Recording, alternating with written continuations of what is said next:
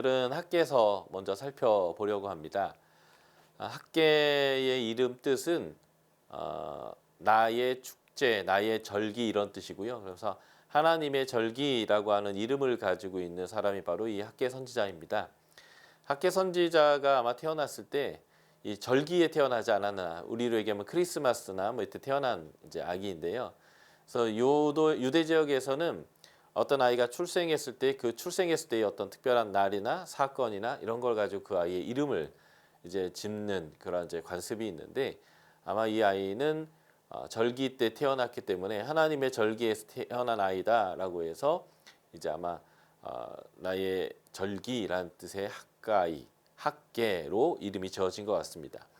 자, 학계 선지자의 메시지를 우리가 이제 기억할 때 가장 키워드 같은 단어는 단연 성전입니다. 성전을 지어라입니다. 지난주 우리가 에스라 느헤미야를 배웠을 때 에스라서에서는 하나님의 성전을 스룹바벨이 짓는 게 핵심이었죠. 느헤미야에서는 하나님의 보호를 상징하는 성벽이 지어지는 것, 그것을 이제 보았고요. 이 에스라 느헤미야는 이러한 하드웨어와 함께 하나님에게로 돌아가는, 우리의 정체성이 하나님의 백성으로 돌아가는 이런 이야기가 이제 함께 주어졌었는데, 바로 그 역사 가운데 성전을 짓게 하는데 하나님이 열심을 했던 그 증거 중에 하나가 바로 학계와 스가랴이고요. 그 학계의 스가랴 선지자들이 외쳤던 내용 중에 가장 중심이 이거죠. 성전을 지어라 라고 하는 것인데, 로드 사우스, 하나님의 집, 주님의 집을 리빌딩해라 라고 하는 겁니다. 이 말은 하나님의 집이 불순종으로 인해서 무너져 버렸죠. 이게 솔로몬 성전이라면 하나님이 하나님의 임재를 다시 주겠다라고 하시면서 성전을 지을 수 있도록 고레스를 통해서 포로 귀환과 성전 지을 수 있도록 하는 준비가 되어졌음에도 불구하고 이 백성이 이것을 잘 하지 못하니까 하나님이 선지자를 보내서 나의 집, 주의 집을 너희가 다시 지어라 라고 하는 그 메시지로 선지자를 보냈다라는 겁니다. 그래서 학계서의 핵심은 하나님의 성전을 지어라 라고 하는 것이다 라는 거죠. 저자는 누구이고 학계서의 저자는 누구인가 할 때 그것은 학계 선지자입니다.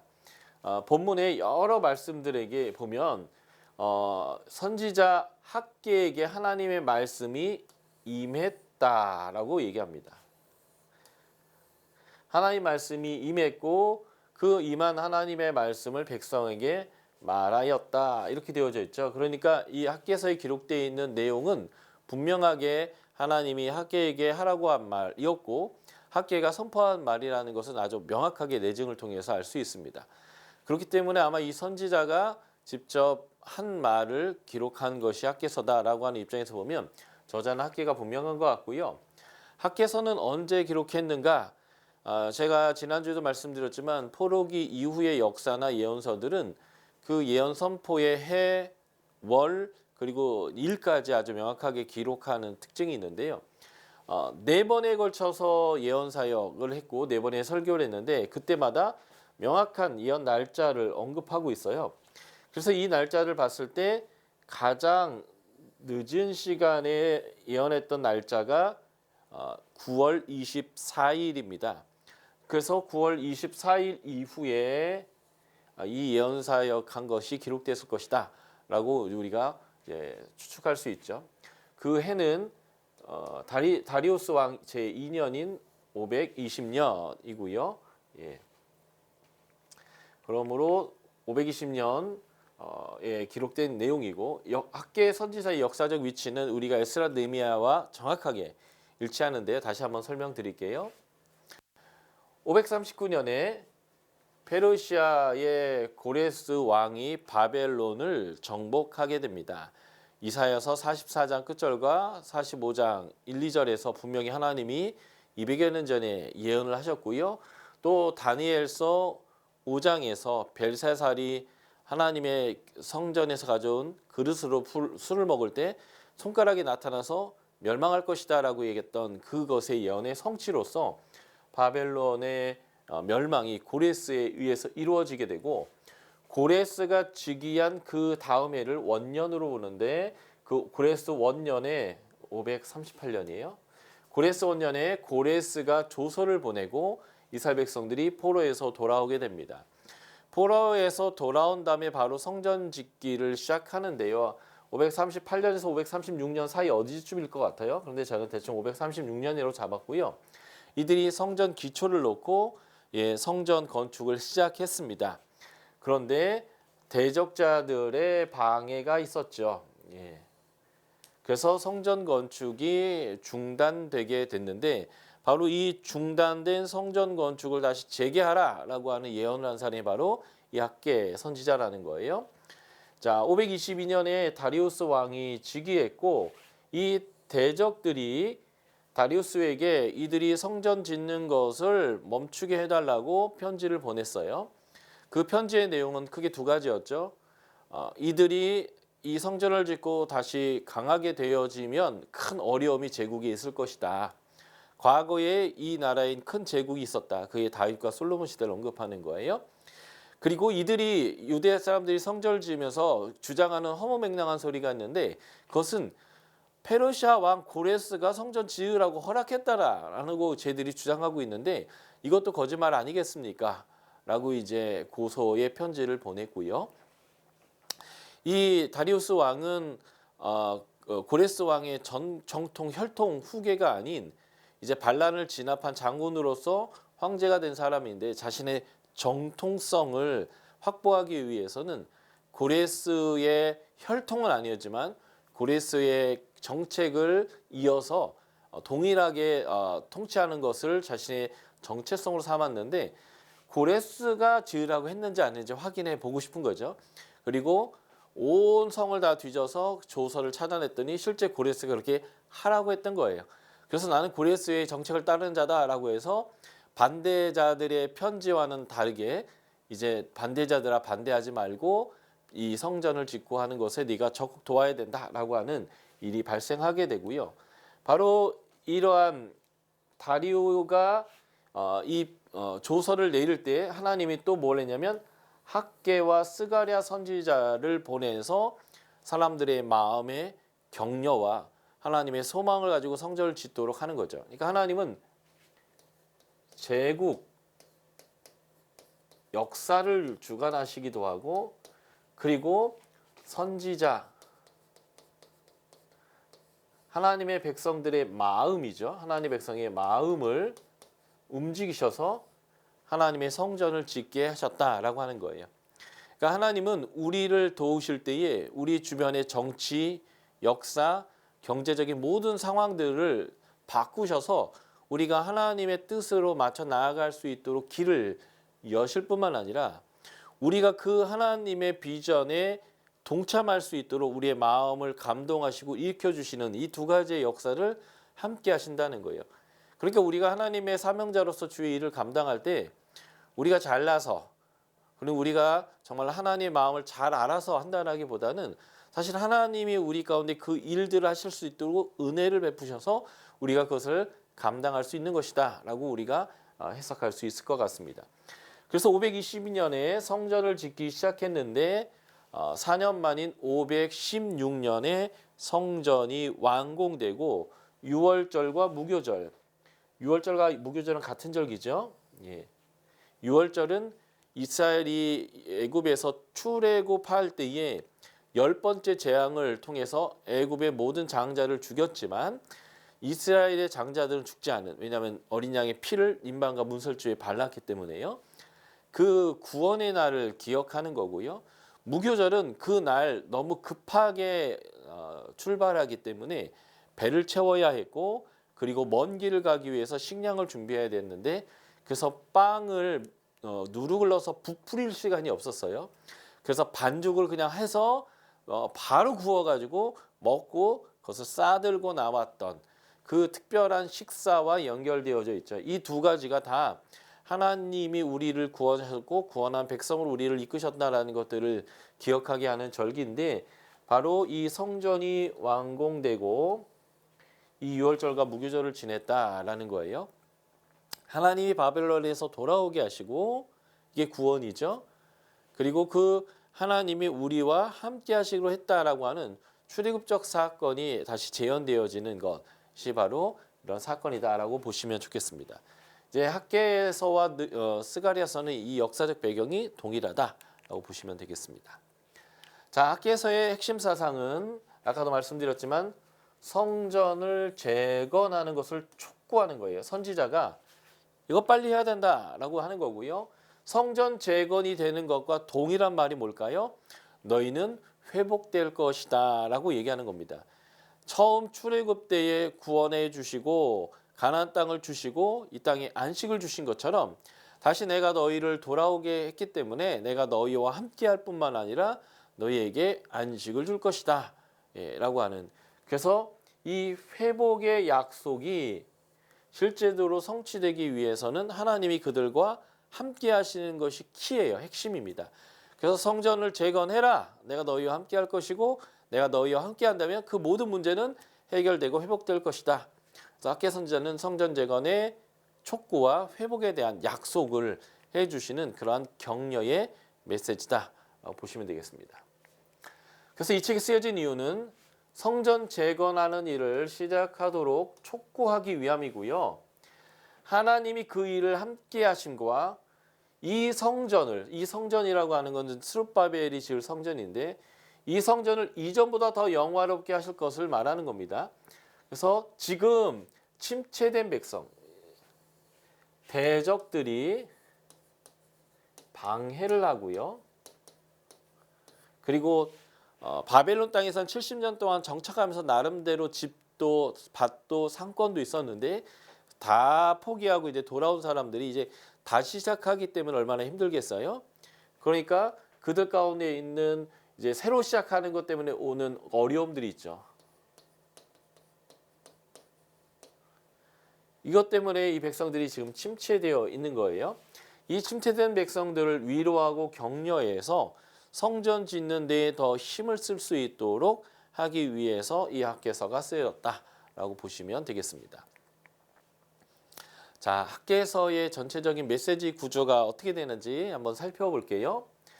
학개서는 1장과 2장으로 딱 나눌 수 있는데 1장은 성전 재건을 촉구하고 그 성전 재건을 촉구하는 선지자의 말을 들은 백성이 순종한 이야기를 이렇게 하나로 살펴보고 있고요. 2장은 이 성전 재건의 촉구에 대한 내용들을 더 자세히 담고 있는데 하나님이 계속적으로 약속해 주세요. 성전을 지으면 이렇게 될 것이다. 이렇게 복을 받을 것이다. 이럴 것이다 라고 하면서 계속적인 약속을 통해서 이들을 격려해 주는, 지치지 않고 포기하지 않도록 하는 그런 내용이다 라고 보시면 좋겠습니다. 1장 1에서 15절은 첫 번째 설교예요. 학개서는 4번 학개가 선포하는 메시지로 되어 있는데 이 첫 번째 설교는 성전 재건을 건축하라고 격려하는 내용인데 그 격려하는 내용 중에 보면 하나님의 집은 황무한데 니네 집부터 짓고 니네 필요한 것부터 채우면서 살고 있기 때문에 문제다라고 하면서 우선순위에 대한 이야기를 이제 얘기하시고 있습니다. 이 예언은 BC 520년 다리오 2년 6월 1일 날 시작했고요. 24일 날 이스라엘 백성이 순종하여 성전 건축하기를 시작했습니다. 그러니까 6월 1일부터 24일까지에 대한 기록이다라고 이제 보시면 되겠습니다. 자, 2장은 3번에 걸쳐서 설교가 이루어지는데요. 2장 1에서 9절이 두 번째 설교입니다. 지금 이 성전을 짓고 난다면 이 성전의 영광이 얼마나 영광스럽고 충만할 건지에 대한 성전이 임할 영광을 약속하시고요. 약속이요. 그리고 하나님이 더 영광을 줄 것이기 때문에 힘을 내서 이것을 해라라고 하는 격려의 메시지입니다. 여기서 말하는 이 영광은 다시 설명을 드리겠지만 예수 그리스도의 메시아로서의 영광, 예수님의 초림에 대한 예언을 하고 있는 거고요. 이것은 520년 7월 21일 날 주어진 메시지입니다. 자, 세 번째 설교는 2장 10절부터 19절의 말씀인데요. 이스라엘 백성들에게 제사장에 가서 물어봐라 라고 합니다. 저희가 지난주 제사장의 직무를 몇 가지 설명하는데 제일 먼저 설명이 뭐였어요? 네가 정한지 부정한지를 제사장이 분별하는 역할. 이게 제사장의 아주 중요한 역할이라고 했죠. 왜냐하면 정해야 하나님의 임재 가운데 들어갈 수 있기 때문에. 그래서 부정하다면 부정에서 정결로 돌아오도록 도와주는 것. 이게 제사장의 역할입니다. 그래서 제사장은 정한지 부정한지 분별하고 부정에서 정결로 돌아오게 하는 역할을 하는 사람이죠. 그래서 제사장이 가서 물어라 하면서 이렇게 하면 이게 정하냐, 이렇게 하면 이게 부정하냐라는 이제 이 정함과 부정함에 대한 얘기를 하면서 너희가 부정했었다라고 얘기합니다. 그러나 오늘부터는 내가 너를 복을 주겠다. 다시 말해서 뭐예요? 오늘부터는 내가 너를 정하게 하겠다라고 얘기하는 거예요. 부정한 자가 정결해지는 방법을 레위기에서 설명하고 있는데 그 대표적인 게 뭐예요? 예물을 들고 성전에 가서 하나님 앞에 제사를 드리면 회개를 하면 부정에서 정결로 돌아와지잖아요. 그러니까 하나님이 성전과 연결해서 너희가 과거에는 부정했으나 이제는 내가 너희를 정결하게 할 것이다. 정결하게 한다는 말이 다른 뜻이 뭐냐면 정결하면 하나님의 임재 가운데 있고 하나님과 동행할 수 있고 하나님과 동행한다면 하나님이 모든 문제를 해결해 줄 거예요.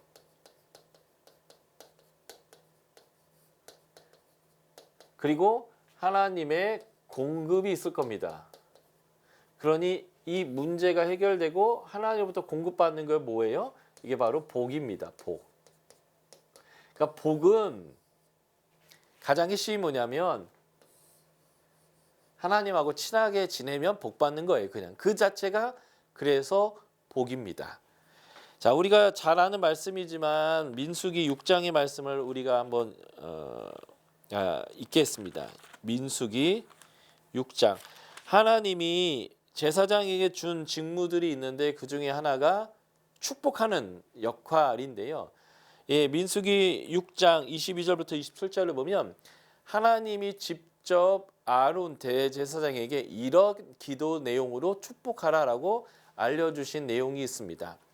우리 교회 공동체가 대부분 이제 예배 끝나고 마지막 목사님의 축도를 받을 때는 고린도후서 13장에 나오는 바울이 했던 축복 기도문이죠.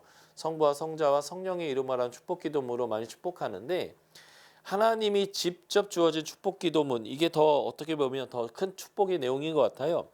읽어드릴게요. 민수기 6장 22절 여호와께서 모세에게 말씀하여 이르시되 아론과 그의 아들들에게 말하여 이르기는 너희는 이스라엘 자손을 위하여 이렇게 축복하여 이르되 이제부터 축복 내용이에요. 여호와는 내게 복을 주시고 너를 지키시기를 원하며 너에게 복을 준다 지킨다와 같은 말이 뭐냐면 25절 보면 여호와는 그의 얼굴을 내게 비추사 이게 복이에요. 은혜 베푸시기를 원하며 여호와는 그 얼굴을 내게 향하여 드사 이게 복이에요. 평강 주시기를 원한다. 은혜와 평강이 어떻게 주어지냐면 하나님의 얼굴이 하나님의 얼굴의 빛이 우리를 향하고 우리에게 비춰질 때 우리의 삶에 은혜와 평강이 있다는 거예요.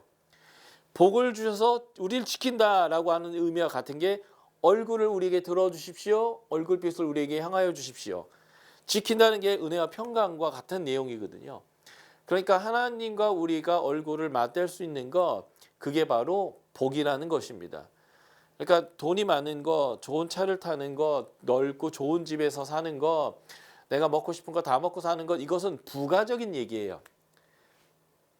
하나님 없이도 그렇게 잘 사는 사람들 많아요. 저기 오일머니 갖고 있는 사우디아라비아를 중심으로 거기 중동에 있는 사람들 돈 어마어마하게 많습니다. 그거나 그것을 복이라고 우리는 얘기하지 않아요. 복의 어떤 일부를 누리고 있을지 모르지만 그들에게는 여호와 하나님이 없습니다. 그래서 그들의 삶의 본질적인 문제를 해결할 수 없는 거예요. 근데 하나님이 우리를 바라보고 계시고 그 얼굴을 우리에게 향하여 주신다라고 한다면 우리는 본질적인 복을 누릴 수 있는 거죠. 그래서 오늘부터 복을 주리라 하는 거예요. 그 복을 주는 시점을 이제 좀 이따 보겠는데 그게 성전과 깊이 연관되어 있다는 거죠. 자, 2장 20절부터 마지막 23절까지가 네 번째 설교입니다. 하나님이 적에 대한 심판에 대한 약속을 하는 거예요. 이 문제 중에 하나가 이스라엘 백성이 불순종해서 적에게 포로로 끌려갔고 나라가 멸망했단 말이죠. 그런데 그 이스라엘을 괴롭혔던 적들을 하나님이 심판하고 내가 너를 세우고 나의 인장, 나의 옥새, 왕이 딱 포고령 낼 때 도장 빵 찍으면 왕이 직접 가서 말하지 않아도 그 인장, 왕의 옥새가 찍혀 있는 그 문서 자체가 그 왕의 역할을 하잖아요. 동일한 권위를 가지고. 그래서 내가 너를 세우고 나의 인장으로 삼겠다라고 하는 약속이 주어졌습니다. 이때 말하는 이 세우고 인장으로 삼는 것이 누구인가? 바로 메시아이고요.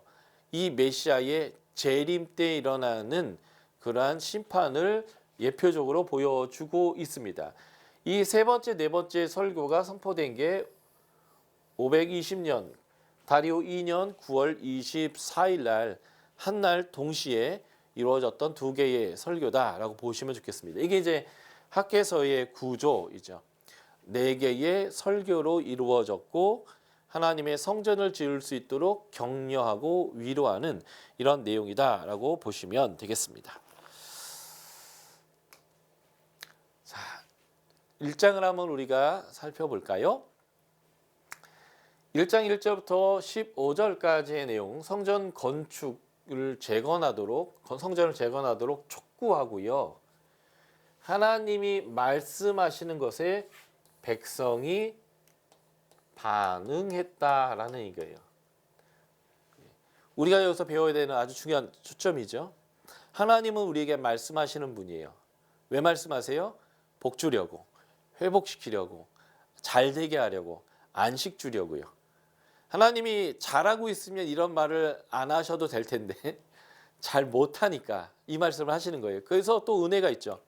잘 못하면 버려야 되는데 잘 못하면 에이 니 그렇게 살아라 난 관심 안 둘랜다 이렇게 하는 게 속 편할 텐데 우리 엄마 아버지들이 자녀를 볼 때 자녀가 잘하는 것도 관심이 쓰이고 행복하긴 하지만 잘 못해도 부모는 이 자녀를 절대 버리지 않고 끝까지 책임지고 그래서 때로는 잔소리를 하기도 하고 때로는 징계하기도 하는 거잖아요. 그러니까 이게 하나님이 잘못하고 있을 때도 우리를 포기하지 않고 말씀하신다는 거예요. 말씀하신 이유가 잘 되도록, 복받도록, 행복하도록이요. 그렇게 하나님이 말씀했는데 백성이 반응하더라는 거죠. 이렇게 반응하면 안 되죠. 아이 그만 좀 얘기하세요. 귀에 딱지 않겠어요. 안다고요. 내가 하고 싫어서 안 하는 건데 왜 자꾸 얘기하냐고. 왜 나한테 강요하냐고요. 나 그럼 집 나가버릴 거예요. 이렇게 하는 반응도 있을 수 있지만 지금 이 백성의 반응은 뭐예요? 하나님 말씀하신 것에 그 마음을 받아들이고 순종했다라는 거죠. 예. 이게 굉장히 중요합니다. 예. 이전에는 하나님이 이 말씀하기 이전에는 불순종했어요. 불순종할 때 우선순위를 잘못 잡았습니다. 내가 하고 싶은 것, 내가 바라는 것, 내가 원하는 것 거기에 우선순위를 두고 있었어요. 그런데 하나님이 우선순위를 바꿔라 라고 말씀할 때 아 그렇군요 하고 우선순위를 바꿨다. 이게 이제 순종의 이야기고요. 520년 6월 1일 날 이 말씀이 시작되고 24일 날 순종이 시작됐습니다. 자, 여기 학개 스가랴에서 우리가 아주 관심을 둬야 될 하나님의 이름이 있습니다. 거룩한 성호가 있는데요. 그것이 바로 만군의 여호와입니다. 이 만군의 여호와 할 때 이 만군이라고 하는 이 만군의 뜻은 강한 가장 강한 싸움꾼, 워리어죠. 전사요. 가장 강력한 전사이신 하나님. 그래서 이걸 다르게 표현하면 아주 강력한 전능한 왕이신 하나님을 표현할 때 사용하는 이름이 바로 만군의 여호와란 이름입니다. 이스라엘 백성들이 포로로 끌려갔단 말이죠. 고대에서 국가와 국가의 전쟁은 어떻게 승패가 갈리냐면 그 나라의 신들이 하늘에서 먼저 전쟁을 치르는데 이긴 신의 나라가 전쟁에서 승리한다 이렇게 생각하고 있었습니다. 그런데 마르뚝이 다스리고 있는 바벨론이 여호와 하나님이 다스리고 있는 이스라엘과 싸웠는데 바벨론이 이겼다는 말은 마르뚝이 하나님과 싸워서 이겼다라고 하는 생각으로 연결되어졌단 말이에요. 그런데 실상은 그렇지 아니한 것이 예언자들 중에서 계속 선포된 거죠. 예언자들은 뭐라고 했냐면 하나님과 이스라엘 백성이 언약했는데 그 언약을 어겨서 언약의 조항대로 너희가 바벨론 포로로 끌려갔다라는 겁니다.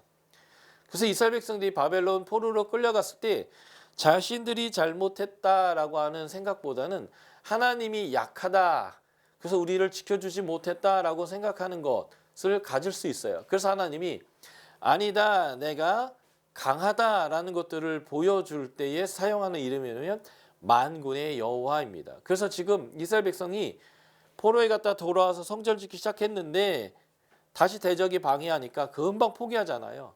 그게 뭐냐면 하나님이 도와주셔도 안 될 것 같다, 그러니까 나의 살 방법을 내가 찾아야지라고 하는 그런 것들이 우선순위를 뒤바꿔버리는 이런 내용이거든요. 그러니까 하나님 뭐라고 하냐면 나 믿을만해, 나 아주 강력해, 내가 세상의 주인이야, 내가 바벨론하고 붙어서 싸우면 내가 이겨, 마르도 나의 상대가 되지 않아 라고 하는 것들을 이제 표현하는 하나님의 이름이 뭐예요?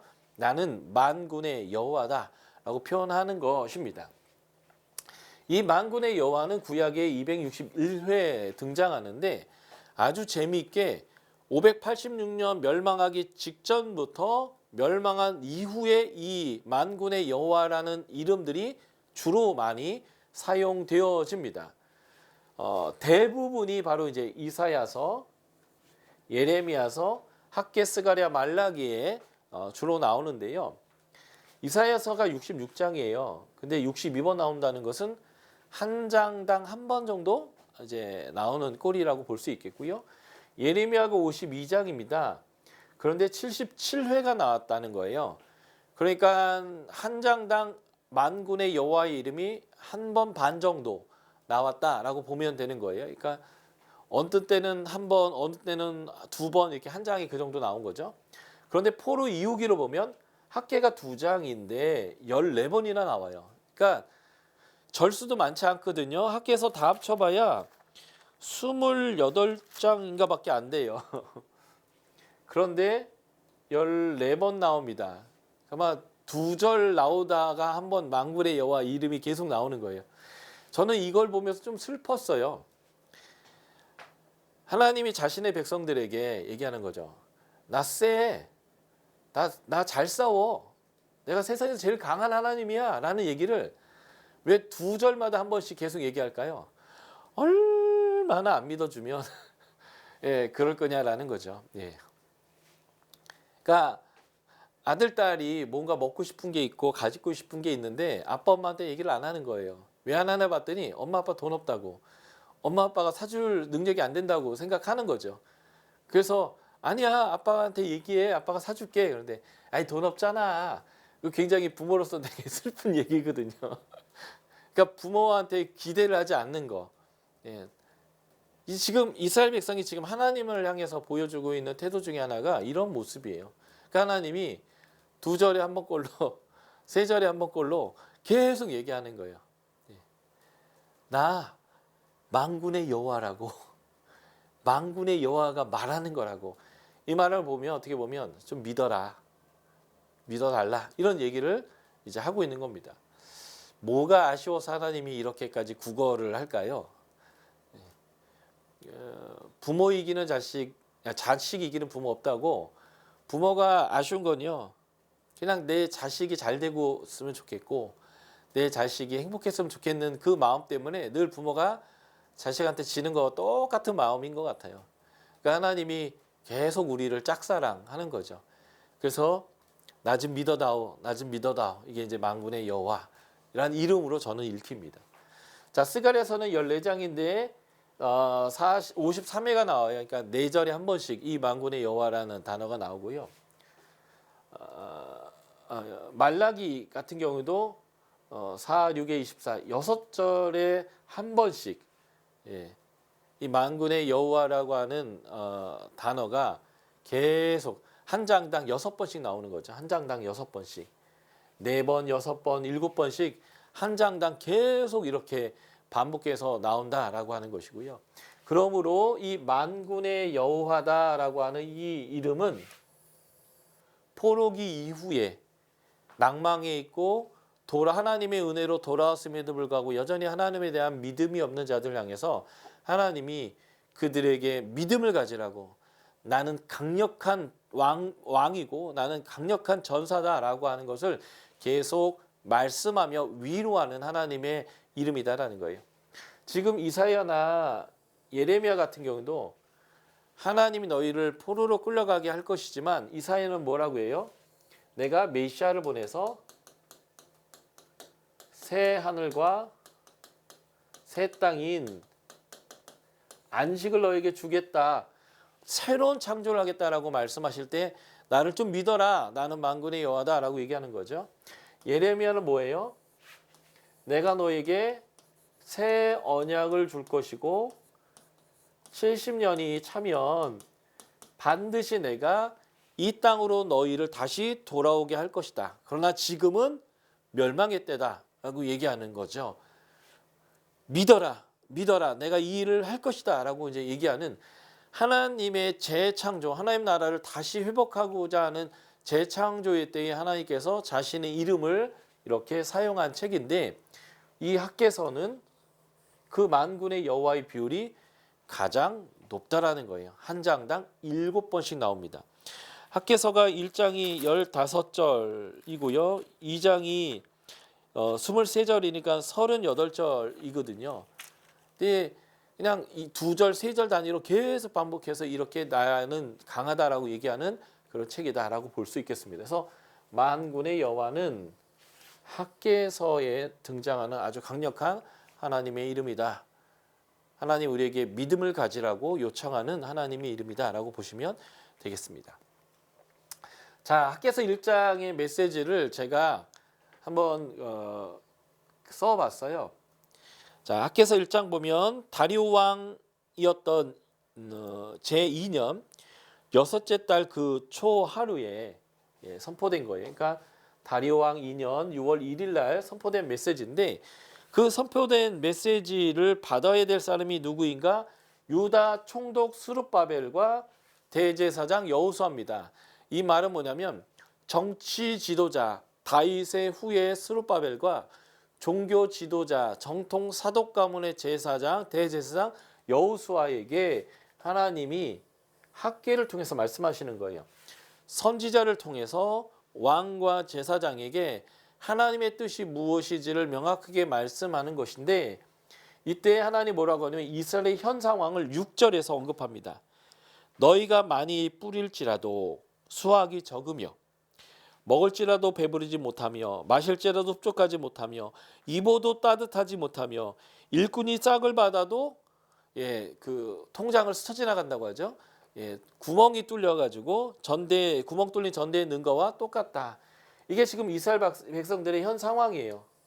한마디로 너무 불행하고 힘든 상황 가운데 놓여 있다라고 얘기하는 거죠.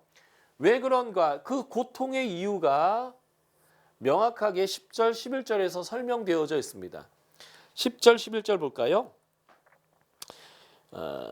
그러므로 너희로 말미암아 하늘은 이슬을 그쳤고 땅은 산물을 그쳤으며 내가 이 땅과 산과 곡물과 새 포도주와 기름과 땅의 모든 소산과 사람의 사축과 손으로 수고하는 모든 일에 한죄를 들게 했다. 다시 말해서 하나님이 이들의 고통의 이유였어요.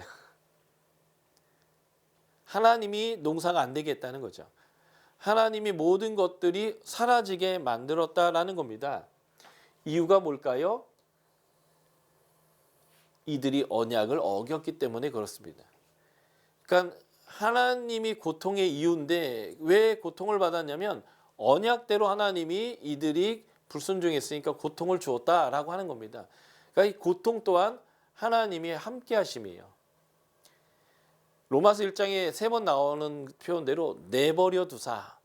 그냥 내버려 두는 게 진짜 벌인데 하나님이 내버려 두지 않고 계속 이들을 돌이키려고 씨름하셨다는 거예요. 그 씨름의 모습이 지금 이들의 고통의 원인이었다라고 하는 거죠. 예. 그래서 이들에게 하나님이 문제를 인식시켜주기 시작하는데 9절을 한번 보십시오.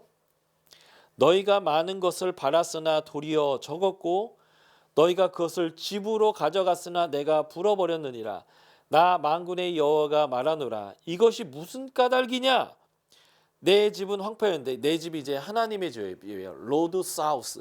하나님의 집은 황폐하였으되 너희는 각각 자기의 집 짓는 일에 빨랐다.